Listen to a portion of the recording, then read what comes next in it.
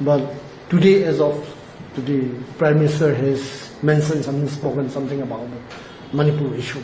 How will you take this sort of response from the Prime Minister? Yeah, well, at one level, this is, it's lovely, if it's, we have been kicking at the door, and somebody has locked the door and kept inside and doesn't want to see what's happening, in the comfort of their own room. So I think Rahulji and, even from Trinamool, Mocha, and I also said, so I think this bombarding of these things on the floor, probably also they may not have expected the MP from Manipur to speak, and they are not used to it perhaps.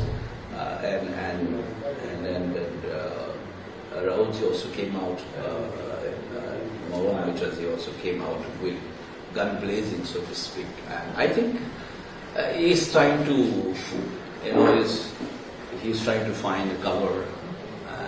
I take it that's way he said it, because whatever he said is in one sense is very disappointing and unfortunate, because it normalizes the situation. He talks, for example, that there are schools and colleges are open. He doesn't know that the Kuki students can't come and join Manipur universities and so on, or Metis can't go and attend Churachampur Medical College and so on.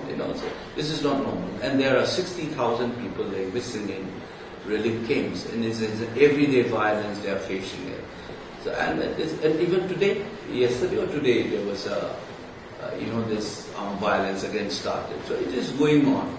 It's continuously, people can't go into certain areas.